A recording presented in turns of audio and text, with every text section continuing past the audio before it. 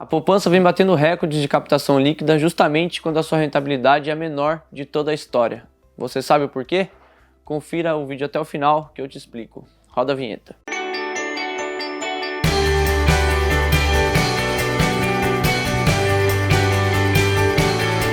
Se você tem dinheiro em poupança, já deve ter ouvido alguém falar que esse é o pior investimento possível nesse momento. Após a taxa básica de juros do país cair a 2,25% ao ano, a poupança está rendendo 1,58% num acumulado de 12 meses e 0,13% ao mês. Tem várias formas da gente destacar como isso é pouco, como essa rentabilidade é baixa e ínfima, mas acho que a principal delas, a que fica mais clara, é comparar isso com a inflação.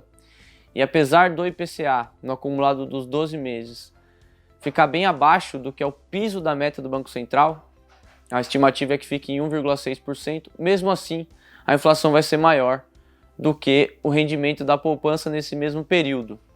Então a gente se pergunta por que as cadernetas de poupança estão recebendo cada vez mais aportes, cada vez mais depósitos realizados nas contas. Então eu trouxe aqui alguns dados do Banco Central. Desde março, o saldo líquido positivo só veio aumentando. No primeiro mês de pandemia foram 12 bilhões de reais, em abril foram 30 bilhões de reais, em maio foram 37 bilhões de reais e no mês passado, em junho, 20,5 bilhões de reais, segundo o próprio Banco Central. Mas se a população está com menor renda e a poupança paga tão pouco, qual que é a justificativa para esses números recorde? São dois pontos. O primeiro tem relação justamente com a pandemia. Por causa do novo coronavírus, as famílias estão mais preocupadas com o futuro, com o que vai ser daqui para frente, e têm poupado dinheiro, têm guardado seus recursos na poupança. É a chamada poupança precaucional, como tem colocado o Banco Central nos seus últimos relatórios. O segundo ponto, esse sim o mais preocupante, é a falta de educação financeira das pessoas. Com ou sem pandemia, a verdade é que muita gente vê a poupança como uma única opção para guardar o seu dinheiro, para investir os seus recursos, suas economias. Então não é porque as pessoas não é porque as pessoas gostam da poupança, só gostam da poupança, mas sim, infelizmente, porque elas ainda não têm conhecimento, não têm informação sobre outras alternativas. Ambos os pontos são problemáticos. Por quê? Primeiro, se as pessoas estão poupando tanto, como os números do Banco Central vêm mostrando, elas provavelmente vão consumir menos, o que é ruim para as empresas e, consequentemente, para a economia do país.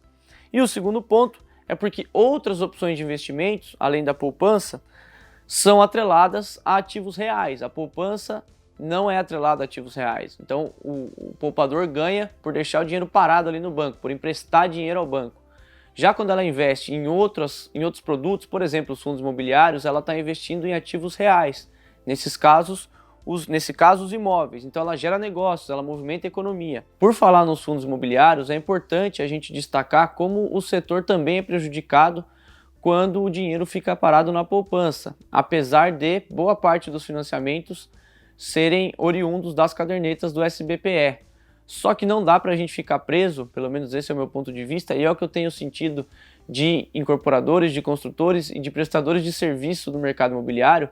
Não dá para ficar parado, não dá para dispor apenas de uma linha de funding, apenas da linha bancária, do plano empresário, do produto de prateleira. Então é importante que haja outras alternativas e que haja injeção de recursos em outros tipos de produto para o financiamento imobiliário. Então, para concluir o vídeo, se as pessoas não têm informação sobre outras formas de poupar dinheiro, de investir além da poupança, todo mundo sai perdendo. O próprio investidor, que não vai ter uma rentabilidade legal, as empresas que têm menos recursos para se capitalizar, só tem a fonte basicamente do banco, aquela fonte tradicional, muitas vezes com taxas apertadas, muitas vezes um modelo que não é adequado à necessidade da empresa, e também o país, é claro, que desperdiça trilhões de reais parados nas contas poupança, ao invés de ver esses recursos injetados na economia, tá legal? Então esse foi o tema do episódio de hoje. Recados finais antes de fechar o vídeo: cadastre-se na nossa newsletter semanal enviada nas noites de domingo,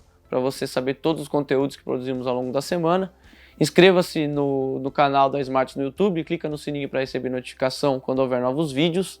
Também no Spotify, Smarts Brasil, nas demais redes sociais, @SmartsBR.